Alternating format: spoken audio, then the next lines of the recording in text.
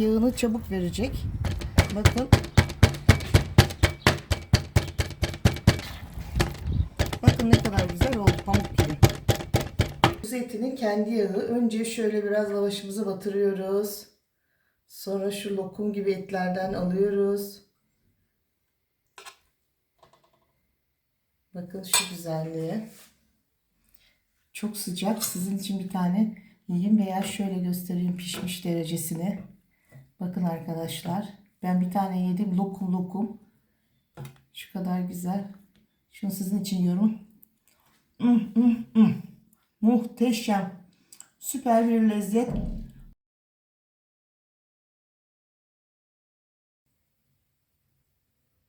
Sizlere öneriyorum. Lütfen deneyiniz. Bakın şu patırtıyı duyun arkadaşlar. Patır patır. İşte kavurma budur. Patır patır olacak. Bakın. Merhaba arkadaşlar. Selvi'nin mutfağına hoş geldiniz. Bugün sizlere kurban kavurması yapıyorum. Aynı zamanda saç kavurması olarak da geçiyor. Ben bunun için 2 kilo kavurmalık et doğrattım kasabıma. Bu kuzu buttan arkadaşlar. Daha çok et çıkıyor diye ben kuzu butu tercih ediyorum. 250 gram kadar yağlı kısımlarını ben temizleyeceğim. Önce yağlarını eriteceğim. Daha sonra etlerini içerisine bırakacağım. O işlemi de size göstereyim. Şimdi benim babam rahmetli Kurban Bayramı'nda kuyruk yağını alırdı. Şu şekilde. Kuyruk yağını önce incecik doğrardı. Kuyruk yağını eridikten sonra içerisine eti atardı. Sonra o kuyruk yağının tüpürlerini de arkadaşlar bayram bitiminde şey yapardı. Yumurta kırdırırdı anneme. Onu yerdi. Şöyle etlerinden ayırıyorum yağlarını. Önce böyle küçücük küçücük keseceğim arkadaşlar. Yağlarını bir eriteceğim önce. Bu şekilde arkadaşlar size göstereyim. İncecik incecik yağlarını kıyacağım şimdi. Arkadaşlar yağın çabuk erimesi için şu şekilde bıçakla eziyorum, parçalıyorum. Bu şekilde yağını çabuk verecek. Bakın.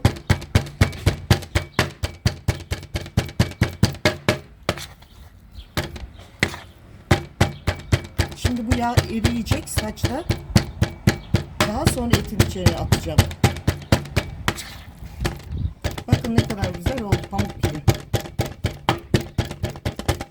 Arkadaşlar 1 yemek kaşığı zeytinyağı ilave ediyorum. Bu da şimdi yağı yapışmaması için.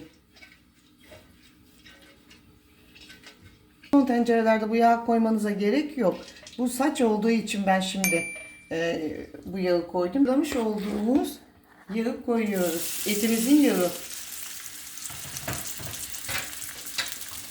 Daha sonra kısık ateşte bu yağı eriyene kadar karıştıracağım arkadaşlar.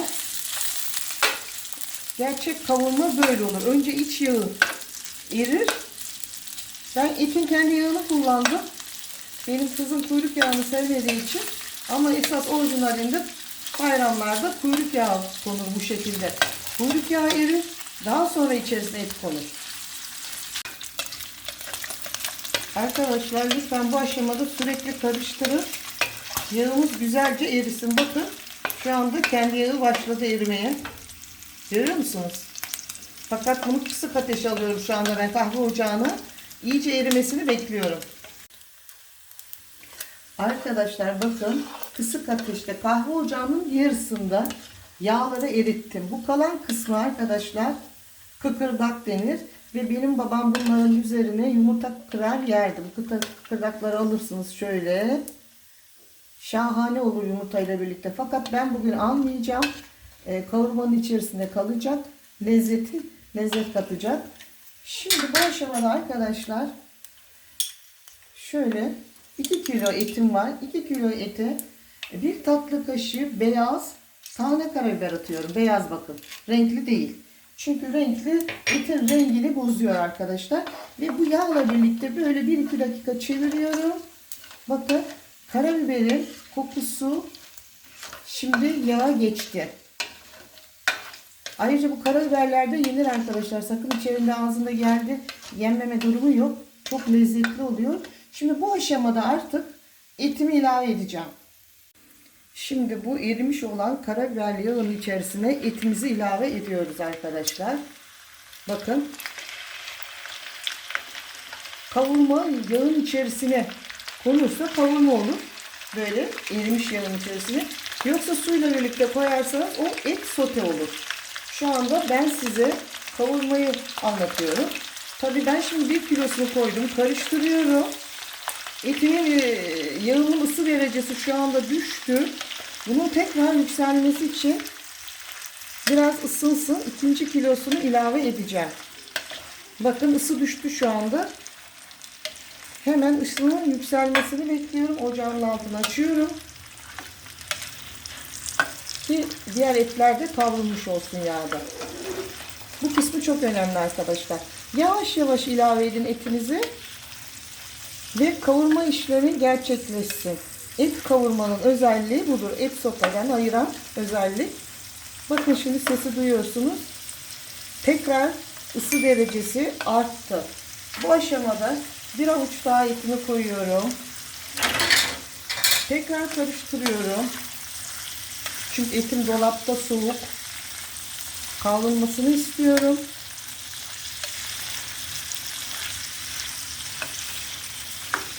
Yavaş yavaş tekrar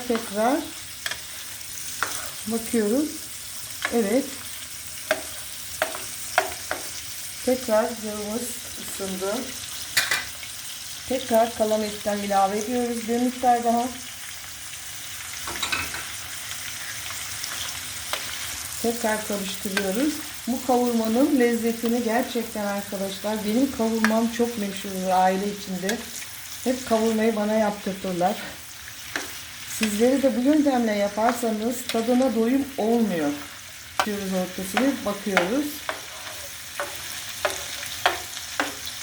Bakın kaynama noktası tekrar yükseldi. Ve kalan etimizi, son etimizi ilave ediyoruz.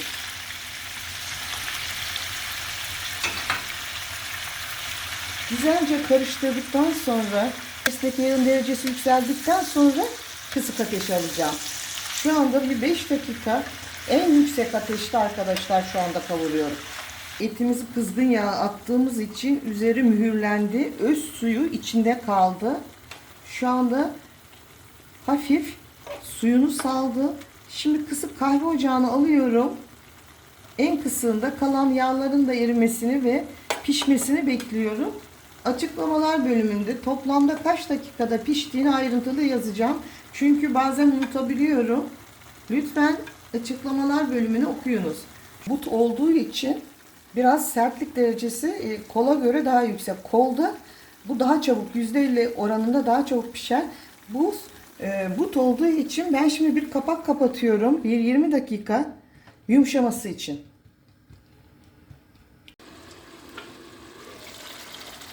Evet arkadaşlar, etimiz bakın önce kendi suyunu hafif saldı, şimdi çekmeye başladı. Tam 25 dakika oldu arkadaşlar etimizi kavrulmaya başladıktan sonraki süre. Şimdi kısık ateşte tekrar alıyorum. Ben kamera açısından büyük ocağa alıyorum çekimlerde. Fakat ben bu işlemi hep kısık ateşte yapıyorum. Kavurmamız, bir tane yedim arkadaşlar. Pamuk gibi yumuşacık olmuş. Şöyle bakıp karıştırıyorum. Şu güzelliğine bakın. Şimdi bu aşamada arkadaşlar tuzunu ve kekiğini vereceğiz. Bunun için şöyle arkadaşlar top kekik kullanıyorum. Şöyle 1,5 kaşık, 2 kaşık. Üzerine 1 tatlı kaşığı tuz.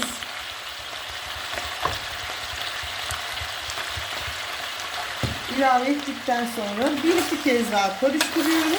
Kekik ve tuz lezzetlendirmesine izin veriyorum. Ocağın altını kapıyorum. Yalnız mutlaka bir 3 dakika kekikle tuzla birlikte kaynasın etiniz. Bakın ne kadar az su kaldı dibinde. Kendi yağında kavruldu. Bu kavurmaya kesinlikle hiç su koymadım. Kapağını kapatıp 25 dakika kendi buharında biraz yumuşadı. O da kuzu but olduğu için, kuzu kol olsa kapağınızı kapatmaya hiç gerek yok.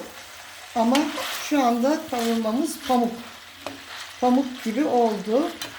Evet arkadaşlar, bu güzel tarifimi eğer beğendiyseniz lütfen kanalıma abone olmayı, beğenmeyi, yorum yazmayı unutmayınız.